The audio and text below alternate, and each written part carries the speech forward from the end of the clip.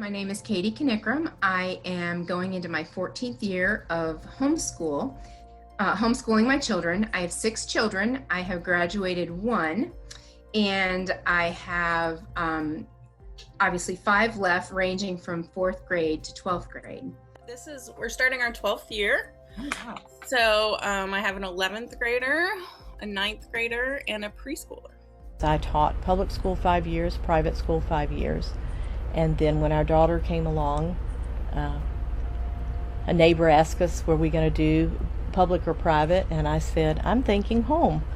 My name is Hope Mabe, and I have been homeschooling starting this fall. We're in our 22nd year.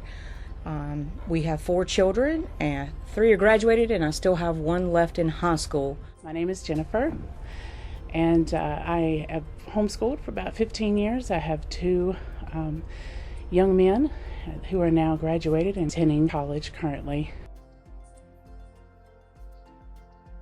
People ask you, why did you stay? We fell in love with the flexibility.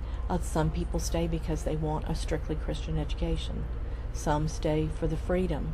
Some stay because their child has special needs and they need to meet those needs. As our magnet says, every child is homeschooled. There's also a little bit of give and take with homeschooling for kids to focus on areas that they really want to learn about that they weren't previously able to study because they were, sitting in school all day. The other thing is, think about your typical child that has trouble with math. Instead of 3 days, you could maybe spend 2 weeks on it until they grasp that. So that's actually eliminates a lot of issues. For a lot of people, it's, my child being able to have time to pursue their interests, to not be waiting on classmates or not be falling behind classmates, to really move at their own pace.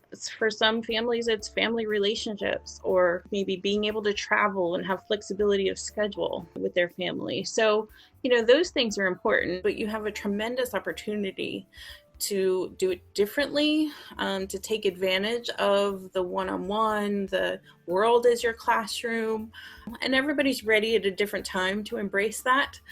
When you do embrace that, it can just kind of really change the way that your kids see education. For our family, it's become, homeschooling is more than just the kids' education. It's our entire family way of life. Have to keep track of attendance, you have to register with the state, and you have to test once a year.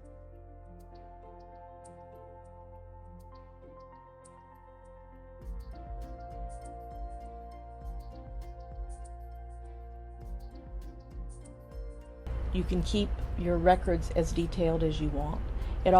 We kept more records than we probably needed to because I wasn't sure how the laws might change or if we might move to another state with different laws. I tended to keep a portfolio with samples of her work for each grade.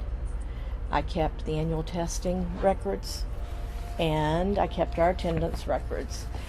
This is something that we have here at Gullion's.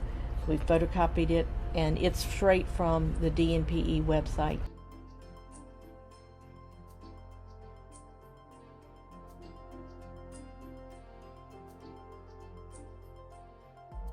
So my big thing is goal setting for homeschooling, right? You have to kind of know what you want out of the homeschooling thing as opposed to, just the options that are available to you in brick and mortar schools. Once you know that helps a lot with picking your curriculum. If your goal is character building and family values, then find curriculum that matches your family values. If it's, a particular worldview, then you find a curriculum that pulls its literature, what have you, from around the world. If college prep is your goal, then, those are the things that you want to look for. Does it line up with the skills that students are expected to have going into college? I tell parents, don't try to replicate a classroom at home.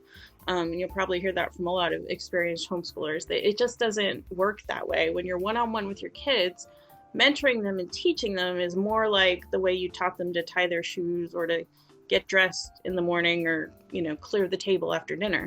And you work beside them using the curriculum as a tool. So that helps a lot. And, you start with the most important subjects, the things that are kind of universal no matter where you go for education, your math and your language arts. And, find a good match for those. And those are kind of standard. There are, math has a particular sequence and language arts has a particular scope for things that you want to especially be prepared for college admissions with. And then everything else, schools treat science and social studies in a very circular way. So we can do the same thing. You don't have to worry so much about gaps. And I think that's what a lot of families coming out of the school system worry about. Are they going to cover everything they would have covered in school? So you start with your math and your language arts, and everything else you can kind of build on as you get comfortable, as you start to hit your stride.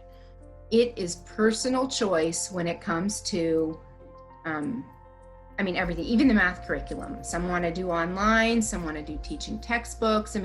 It really, again, the what isn't going to be as important as your kid, you want them challenged enough, and you want what they're learning to be somehow meaningful. It's also wonderful just to compare.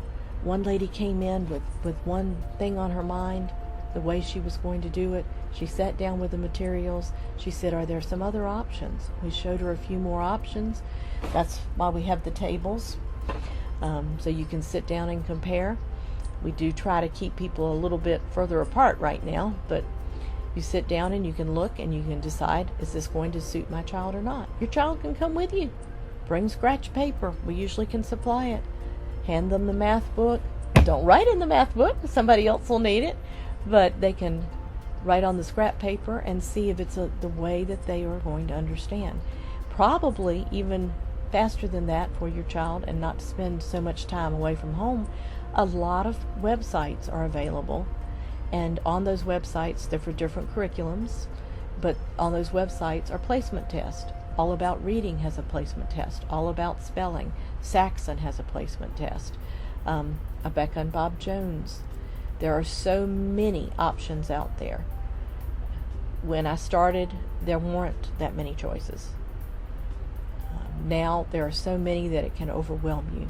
So if you have in mind, I've had people come in and they're like, I have in mind that I want to do this style, or I've heard about this material. Can you show me? We have some samples for some things that we don't carry. Determine your philosophy of education. Look at your child's learning style. Look at your personal lifestyle this year. Those are the things to consider, and then try to find, and there are curriculum and materials that will meet every one of those needs.